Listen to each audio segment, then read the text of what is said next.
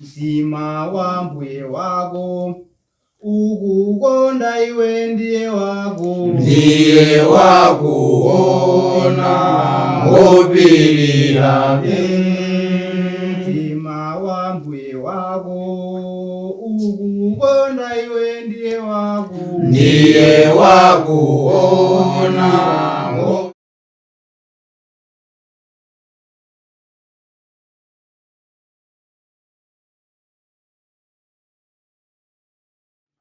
Yafikanso nthawi yathu ino ya programu yathu ya kudziwa Baibulo langa. Monga mwa nthawi zonse muli ndine m'bale wanu Angelo Kondwe. Tikumbukire programu imene yambatipatsira ndali Longwe School of Biblical Studies amenenso akulengeza zamwayi wa anthu amene angafuna kuphunzira Baibulo kwa zaka ziwiri mwaulere. Imafunika munthu amene ali wampingo wa Khristu, munthu amene ali ndi certificate yake ya form 4, komanso munthu amene akuzokhala wamuna wapabanja kapena oti sali pabanja koma osati akazi ayi. Mwina ndinu komanso mwina alipo ena amene mungafuna adziwitseni za programu imeneyi, koma ngatinso angakhale ndi funso lero tipereka nambala imenenso mukuzogwiritsa ntchito kuti mutofunsa zokhudza programu imeneyi yakudziwa Baibulo langa komanso zokhudza dongosolo limene ali Longwe School of Biblical Studies akuoza pa nkhani ya skulu imeneyi kwa zaka ziwiri. Ambiri takhala tikukhalira limodzi pa programu imeneyi yakudziwa Baibulo langa, ndipo pano tsopano tikulowanso mu gawo lina limene lili phunziro lathu loyamba pamene tiyambe kuphunzira zokhudza angelo. Pamene tangotchula kuti tiyambe kuphunzira zokhudza angelo, ambiri pa zokhudza angelo timakhala ndi mafunso ambiri ndithu. Pali mafunso ena amene mwina timafunsana, ufunsa uyu mwina yankho osatipatsa chifukwa mwina nayenso sakudziwa kapena Baibulo silinanene. Tikamakamba za angelo tikukamba za anthu, mwina tigwiritsa ntchito mawu oti anthu kuti lizimveke bwino, komabe tikamapita patsogolopo tikhala tikufotokozerana kuti kodi tifuna kukamba za angelo kuti ndi ndani. Tikamakamba za angelo zili ngati mwina nthawi ina imene zimachitika munthu pali zinthu zina zimene umadziwa za makolo ako zimene anakuuza. Ngati sanakuuze sumadziwa. Mwachitsanzo mwina makolo ako kuti munthu ina wake anebano akufunsa kuti bambo akowa kapena mayi akowa ali standard 3 standard 4 zawo kwambiri anani ndani. Likozokhala ngati funso lophweka koma ndi funso lovuta. Chifukwa ndi chani? Sunaganizepo kuti ufunse makolo ako zimenezo komanso mwina makolo ako sanakuuzepo. Ndipo ndi funso loti ukozoti sindidziwa yankho. Chifukwa chani? Sanakuuze. Koma atakhala kuti anakuuzani mukozodziwa nzawo amene amagwirizana naye standard 3 standard 4 imene lili kale kwambiri koma mukozodziwa chifukwa choti ananena. Ndi chimene ndikufuna kunena nchonena kuti chani? Pali zinthu zina zimene Mulungu ngati sanatiuze sitingazidziwe ndithu pokhapokha ngati anatiuza. Ndiye tikudziwa ndithu kuti timakhala ndi mafunso ambiri pa phunziro limeneli, ndipo phunziro limeneli talikoza kuti tithandiza ndithu kuyankhananso mafunso ena amene ifeyo tingakhale nawo kapena amene timakhala nawo pa zokhudza angelo. Ena amatofunsa mafunso ngati onena kuti angelo ndi ndani, amagwira ntchito yanji, komanso kuti anachokera kuti ndi zina zimene mafunso ena anthu amene amakhala nawo amafuna ndithu atadziwa zokhudza angelo. Tikamaona m'Baibulo mawu oti angelo kapena angelo ndi mawu amene amafuna kuyimira kuti munthu otumidwa, onena kuti wauzidwa ndi anthu ena kuti akandipangire chakuti oti watumidwa. Nchifukwa chake ona buku la Chivumbulutso chapter 2 ndi chapter 3 amafuna kufotokozanso chimodzimodzi ngelo wakuti wakutilemba, ngelo wakuti wakutilemba, kungofuna kutanthauza kuti otumidwa. Komanso tikatsegula buku la Genesis ukafika buku la Chivumbulutso timapeza kuti mawu oti angelo kapena angelo anatchulidwapo pafupifupi 300 times. Ndiye kuti ndi mawu amene anatchulidwanso kwambiri mu buku lathu lopatulika. Ndiponso ndi mawu amene kapena ndi dzina limene nthawi zambiri ukangomva ayayi angelo umalutenga ndithu kuti ndi chinthu chapamwamba chimene chili ndithu chinthu chapamwamba ndithu. Ndiye pa phunziro limeneli tikhala tikuona zokhudza angelo komanso kuthandizana kuyankhapo mafunso ena amene anthu timakhala nawo okhudza angelo. Funso loyamba limene tikhale tikuliona pa phunziro lathu limene lofunsa lonena kuti kodi angelo anachokera kuti? Kodi tinayamba taganizapo zimenezo? Ndi funso limene anthu amakhala nalo. Choyambirira pofuna kuyankha funso limeneli tione buku la Efeso chapter chake ya 3. Paulo polemba buku limene anatipatsaponso chinthu china chimene chofunikira pamene tifuna kuona za angelo. Pa Efeso chapter 3 verse ya 14 ndi vesi yake ya 15 akunena kuti chifukwa cha ichi ndipinda maondo anga kwa Atate amene kuchokera kwa iye fuko lonse la mmwamba ndi la pa dziko alitchadzira. Mu vesi pa vesi yake ya 14 ndi vesi yake ya 15 Paulo akunena kuti Paulo watchulapo za mafuko ndipo watchulapo ale za mafuko awiri. Akuti fuko la kumwamba komanso ndi la pa dziko limene alitchadzira. Tikamaona Baibulo nthawi zina anthu timathonena kuti awa ndi ana a Mulungu, awa si ana a Mulungu. Mawu amenewo nthawi zina amakhala olondola komanso pamakutengera ndi zimene zoyankhulidwa mwina sangakhale olondola. Mwachitsanzo, tonse ndife ana a Mulungu potenga polenga ndithu. Koma tikalowa m'Baibulo amafuna osiyanitsa. Amafuna osiyanitsa bwanji? Munthu amene achita chifuniro cha Mulungu ndi amene amatchedwa mwana wa Mulungu.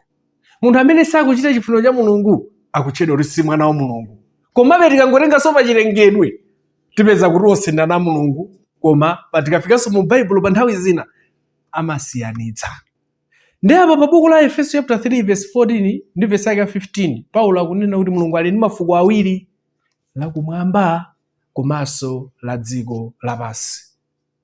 Tikakamba za dziko lapansi, fuko la Mulungu ndimene Paulo amafuna kufotokoza buku la Efeso, amafuna kufotokoza kunena kuti ndi anthu amene akuchita chifuniro cha Mulungu.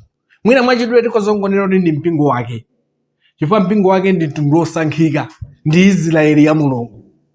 Koma tikakamba za fuko la kumwamba ndiye tikukamba za zimene Mulungu analenga kuphatikizapo angelo. Ndiye choyamba chimene Paulo akufuna kutithandiza nchonena kuti tidziwe ndithu kuti Mulungu ali mafuko awiri. Tikakamba za fuko ndi chichewa chimene mwina sichigwiritsidwa kwenikweni, koma ndi chichewa chimene timadziwa ndithu tifuna kutanthauza kuti mtundu, gulu la anthu. Ne Mulungu kudzera mwa Paulo akutiuza ndithu kunena kuti Mulungu ali ndi mafuko awiri. Ndiye tikaona pepo tikuyamba ndithu bwino kuti pamene tikuwerenga Baibulo lathu, pamene tikuyamba phunziro lathu lupita nalitsogolo kuti kodi angelo anachokera kuti, Paulo wayamba kutitsimikizira kunena kuti Mulungu ali ndi mafuko awiri. Tikapitirira kuphunzira timadzaona buku la Masalimo, buku la Masalimo 148 pa vesi yake ya 2 mpaka vesi ya 5. Pa Masalimo 148 vesi 2 mpaka vesi ya 5 akunena kuti mlemekezeni angelo ake onse, mlemekezeni makamu ake onse, mlemekezeni dzuwa ndi mwezi, mlemekezeni nyenyezi zonse zowunikira, mlemekezeni mwambamwamba ndi madzinu apamwamba pa thambo, mlemekezeni alemekezeke dzina la Yehova popeza analamulira ndipo zinalengedwa. Mukati muone pa buku la Masalimo chapter chake cha Masalimo 148 verse yake 2 mpaka 5 atchulapo zinthu zingapo mulembe wa buku limene la Masalimo. Akunena kuti dzuwa, mwezi, nyenyezi, angelo zonse zakuti zimulemekeze. Zilemekeze ndani? Mulungu. Chifukwa cha akuti zinalengedwa. Kodi ino ndine tikozotsutsana kuti dzuwa analenga Mulungu? Kodi ino ndine tikozotsutsana kuti nyenyezi analenga ndi Mulungu? Kodi ino ndine tikozotsutsana kunena kuti mwezi analenga ndi Mulungu? Ndikupoti sitingatsutsane. Ndipo pa zonse zimene analenga Mulunguzi mlembe akuphatikizaponso kuti angelonso analenga ndi Mulungu. Ndiye buku la Masalimo akutiuza kunena kuti angelotu ndi olengedwa. Mulungu anayita kuwalenga. Ndiye pamene tikuganizira kuti kodi angelo anachokera kuti, tidziwe kuti analenga ndi Mulungu. Monga amene analengera dzuwa, mwezi, nyenyezi zonse zanalenga Mulungu. Ndipo pozilenga kuti izi zilemekeze Mulungu. Pamenepa Baibulo likupatsa yankho. Mwina nkuteka anthu inu mumakhala ndi mafunso kuti nanga anachokera kuti angelo zinakhala bwanji? Koma Mulungu akutiuza kuti zimenezi analenga ndi Mulungu. Pamene tikupitirira phunziro lathu, pamene taona kuti angelo analenga ndi Mulungu, ndayi zina anthu amakhala ndi funso lonena kuti nanga analengedwa liti? Funso limene nthawi zina anthu amakhala nalo ife akaona buku la Genesis. Buku la Genesis limaona pamene Mulungu analenga kumwamba, dziko lapansi, madzi ndi nyanja, zonse zija amazilenga. Koma iye paja sapezapo angelo akulengedwa. Ndiye munthu amafunsa kuti mukanena kuti angelo analenga ndi mulungu ndiyeno analenga liti, analenga kuti. Ndayi zina anthu amakhala ndi mafunso amenewo, koma kuti tipeze yankho mwina titakhala rokharokho makambirana yankho sitingalipeze, koma tibwereni sono Baibulo kuti ngati tikuti angelo analenga ndi mulungu analenga liti. Tiyendoneni buku la Yobu chapter chake cha 38 verse yake ya 4 mpaka verse yake ya 7.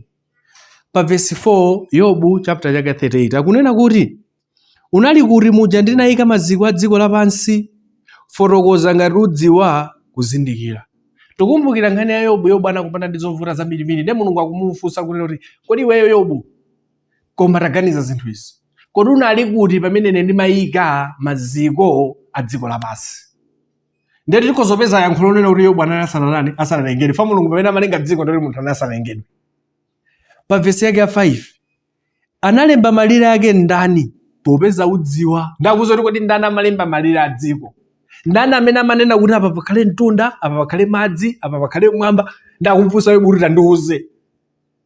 Ndi funso limene lili lonena kuti Yobu sanakayankha, chifukwa Yobu kuti alibeko angadziwe bwanji kuti zinachitika kuti. Koma chimene angadziwire Yobu zimene mulungu ananena buku la Genesis. Pa verse yake ya 5 yomwe yakunena kuti anayesapo chingwe chake ndani. Pa verse 6 maziko ake anaumbidwa pa chiyani, kapena anayika ndani mwala wake wapangodya. Muja nyenyezi za mwamba zinayimba limodzi mokondwera, ndi ana onse a mulungu anafuula ndi chimwemwe. Ndakumuwuza kuti udziwa kuti pamene zonsezi zinkalengedwa ana onse a mulungu anafuula mchimwemwe. Chimene afuna kumuwuza Yobu nchonena kuti chani? Pamene dziko limalengedwa, fuko lakumwamba linalengedwa kale kuphatikizapo angelo. Mpaka pamene mulungu atamalenga akuti ana mulungu anafuula mchimwemwe. Ndiyoti munthu atafunsa kuti kodi angelo analengedwa nthawi iti, yankho imene tulipeza lonena kuti tisaganize ngati pamene buku la Genesis limalembedwa mulungu alenga dziko lapansi pamene angelo analenga. Ukaganiza icho ndoti suganiza bwino, chifukwa pa mulungu akumuwuza Yobu kuti mmene mulungu amalenga dziko ana onse a mulungu anafuula. Tikati tikumbukire buku la Yobu chapter 1 timapeza kuti mulungu pamene amayitanitsa ana ake amene ali angelo, Satanaso anapita pati pomwepo. Ndi maori ana a mulungu apa kuyimiriranso angelo amene mulungu anawalenga dziko lisanalengedwe. Ndi tikamaona buku la Genesis chapter 1 kuti pachiyambi mulungu anatere, tizindikire kuti pamene dziko lino limalengedwa angelo analalipo kale, anali mulungu atalenga kale. Ndi kuti sitingapeze yankho powerenga Baibulo kuti analenga liti, sitingapeze yankho powerenga buku la Genesis kuti analenga nthawi imene Genesis limalengedwa kapena dziko limalengedwa buku la Genesis ayi, koma analengedwa dziko lapansi lino lisanalengedwe. Ndi kuti tapeza kuti angelo anachokera kuti, tapezanso kuti pamene kumene anachokera mulungu analenga, komanso tapezanso kuti mulungu analenga angelo amene ali ana ake a fuko lakumwamba dziko lisanalengedwe. Chinanso chimene timaona chokhudza angelo ndi chapa tikaona buku la Luka chapter 20 verse 36 timapeza kuti tsiku lina munthu akamwalira kapena akachoka pa dziko lapansi pano amakafanana ndi angelo. Pamene phunziro nthawi ina timaphunzitsa, munthu wina anafunsa funso lonena kuti kuti angelo amene munena inuyowa ndi amene ananenedwa pa buku la Luka chapter 20 verse 36 kuti munthu akamwalira amafanana ndi angelo, munena amenewo. Koma angelo amene tiwaphunzira apa ndi amene pachilengedwe mulungu anawalenga kuti ndi angelo. Pamene inu ndine anatenga kuti ndife anthu, koma tikamwalira timakafanana chabe ndi angelo. Ndiyoti angelo amene tiwaphunzira apa si angelo amene munthu akamwalira amakafanana ndi angelo ayi. Ndi osiyana. Tufuna timvetsetsane kuti tukamba za angelo osiyana, tisasokoneze pamene payi.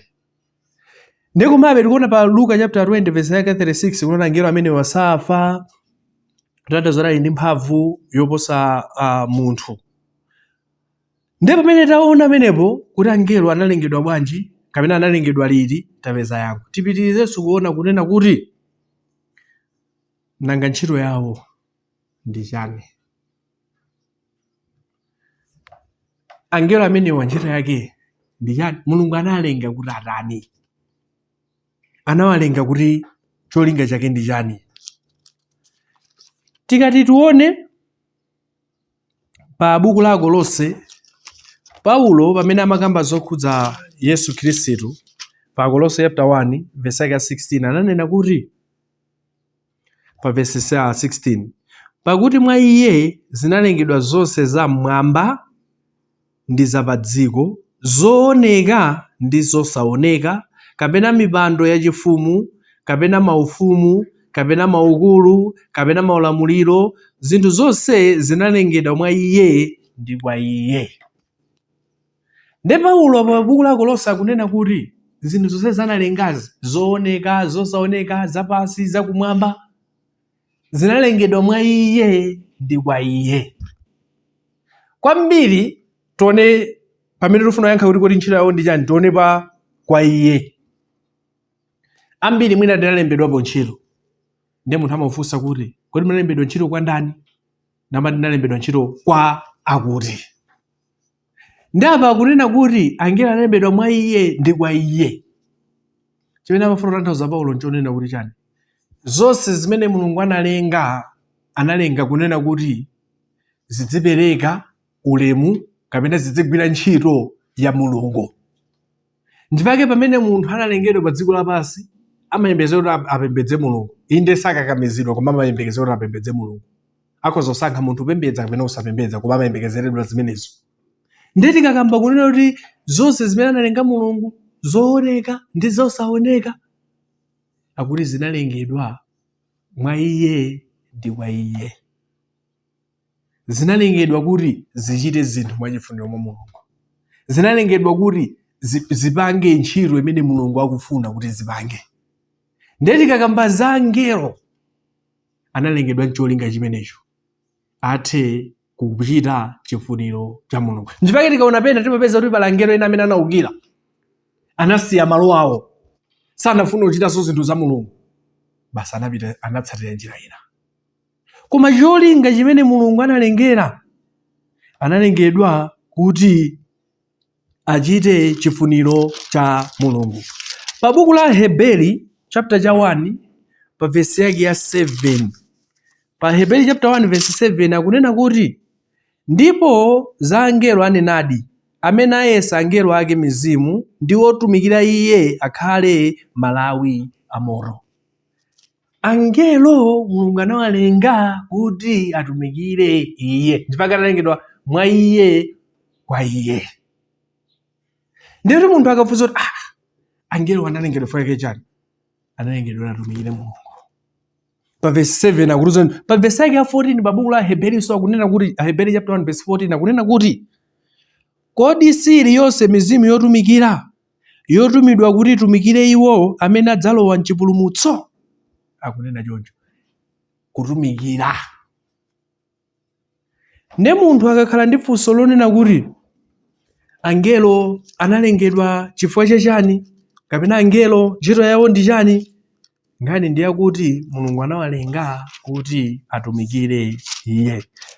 Masalimo 103 pa verse yake ya 20 akunena kuti lemekezani Yehova inu angelo ake, amphamvu zolimba, akuchita mawu ake, akumvera liwu la mawu ake. Akuti lemekezani Yehova inu angelo ake. Mulungu anawalenga angelo ndi cholinga. Ngakhale nthawi zina mwina anthu timaona ngati kuti angelo anangolengedwa kuti basi mwina alibe chochita. Ayi, anawalenga ndi cholinga kuti alemekeze Mulungu nthawi zonse. Ndipo pamene tikuona ndithu kuti angelo ayenera kulemekeza Mulungu, analengedwa ndi cholinga, ndipo anawalenga ndi Mulungu, tikuona ndithu kuti china chilichonse chimene Mulungu analenga, Mulungu anali ndi plani ndithu. Pamene taonanso pamenepo kuti angelo analenga chifukwa chachani, tikaona pa buku la Yuda 1 verse yake ya 6, ngakhale angelo analengedwa kuti alemekeze Mulungu, koma angelo ali ndi mphamvu kapena ali ndi kuthekera kosankha kumvera kapena kusamvera. Pa verse yake ya 6 Yuda 6, ngakhale nthawi zina buku lilibe chapter koma nthawi zina anthu amatonera chapter 1 verse 6, koma verse yake ya 6 akunena kuti angelonso amene sanasunge chikhalidwe chawo choyamba komatu anasiya pokhala pawo adawasunga ndende yosatha pansi pa mdima kufikira chiweruziro cha tsiku lalikulu. Mulungu analenga angelo kuti alemekeze Iye. Mulungu analenga angelo kuti amvere Mulungu. Koma angelo Mulungu sanalenge ngati roboti. Mwina roboti mbuyo munali mafilimu ama cyborg. Timanena kuti cyborg samabwerera akangoyamba kupita ulendo kutsogolo samabwereranso ayi. Mulungu sanalenge angelo choncho. Kapena Mulungu sanalenge angelo ngati chidole. Chidole mwina tuchidziwa tonse. Chidole nchinthu chimene ukozochipangitsa kuti chimene iweyo ufuna chimapanga. Ichocho sichikhala ndi mwayi wosankha. Koma Mulungu angelo sanalenge choncho, monganso munthu. Pali zinthu zina zimene anthu timapiputsa koma sitidziwa kuti ndi mwayi. Mumadziwa kuti ndi mwayi munthu upatsidwa mwayi wosankha?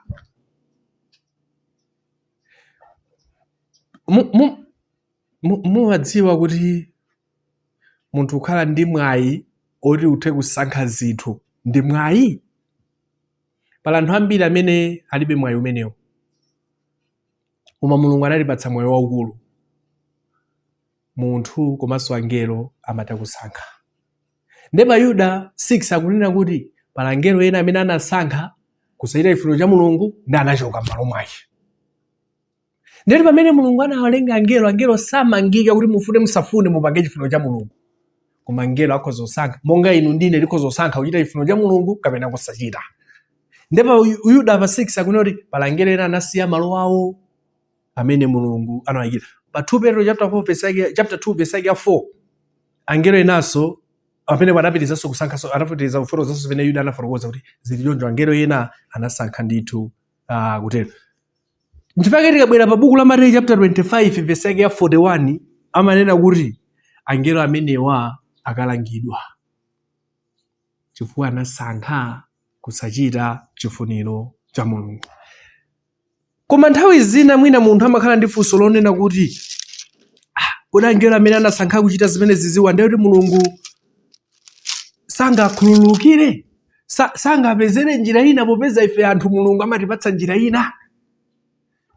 Tikaona pa buku la Hebrew chapter 2 pa verse yake ya 16 amanena kuti pakuti ndithu salandira angelo koma alandira mbewu ya Abrahamu.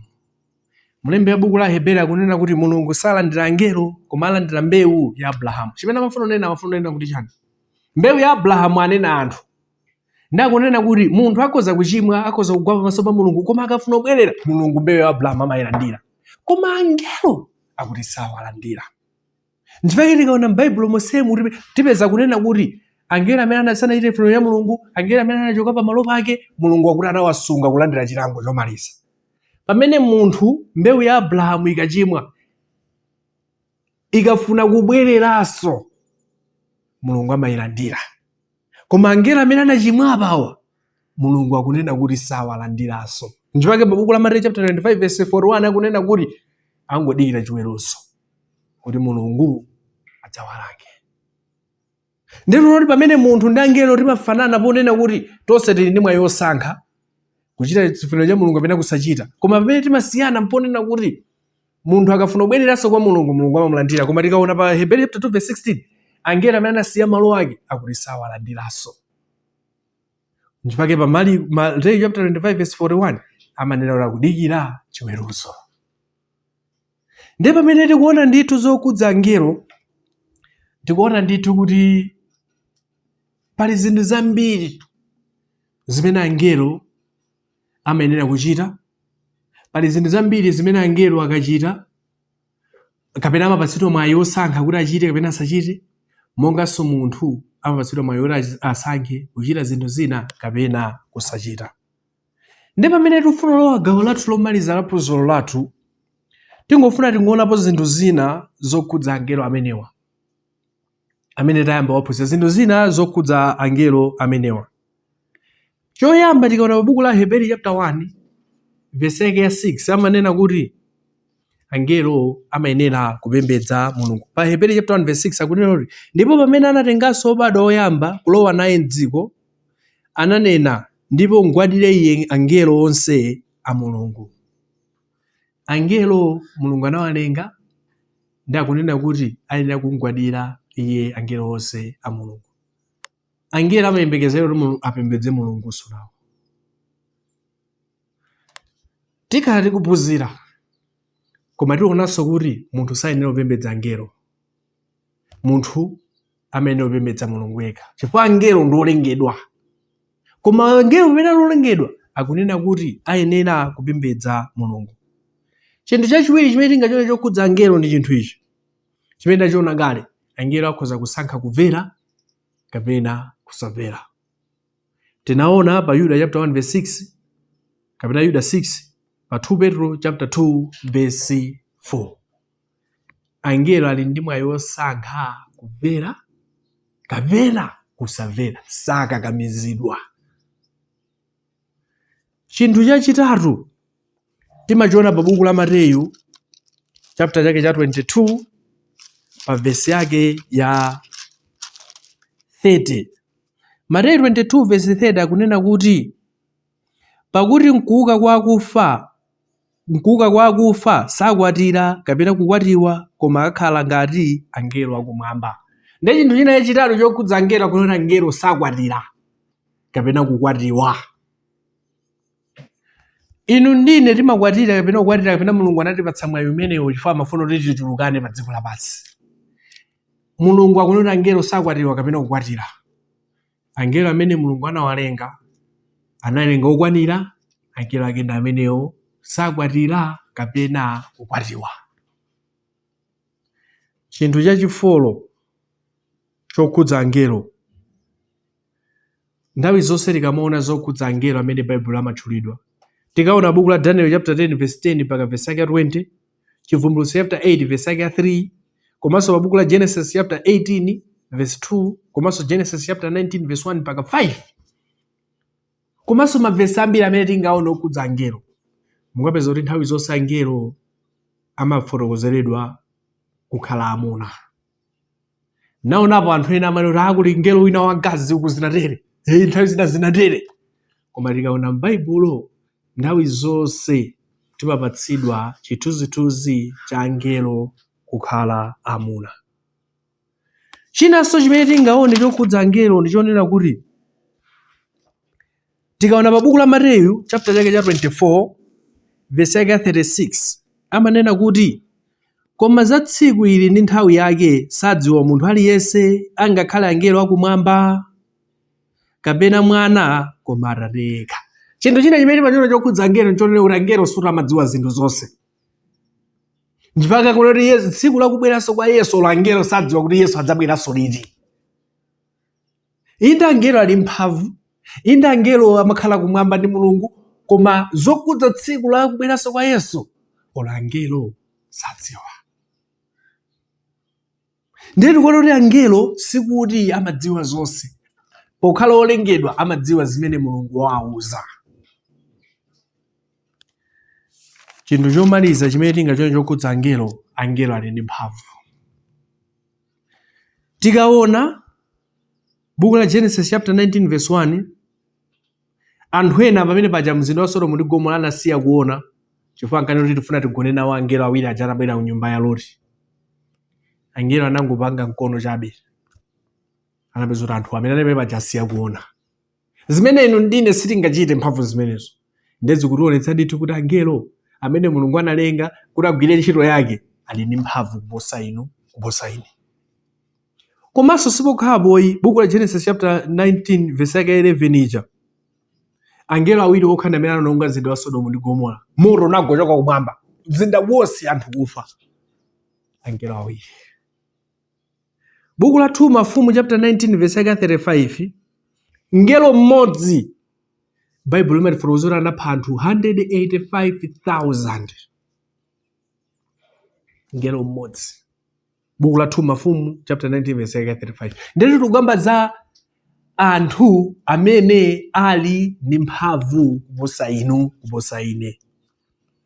Pa Mateyu chapter 28 verse 2 timapeza kuti ngelo mmodzi anasuntha mwala wapamanda pa Yesu. Mwala umene azimayi aja amakayikira kuti koma tikafika kumanda kuja tikakwanitsa kuusuntha, koma ngelo mmodzi anausuntha.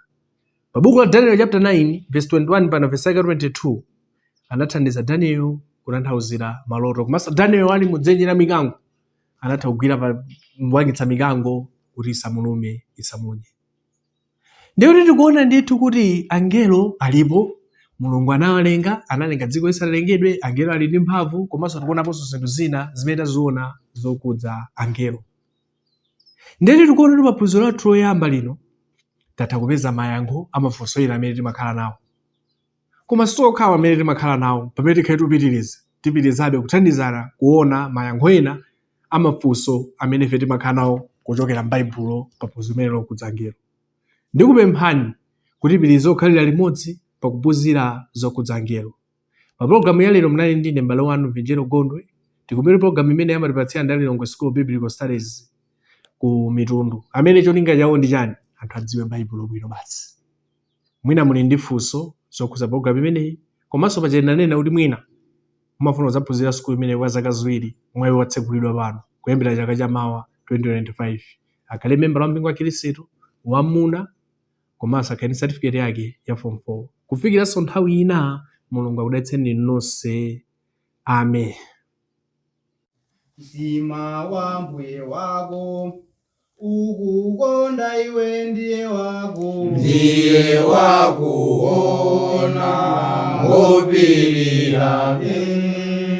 Mtima wa mbuye wako ukukonda iwe ndiye wakuona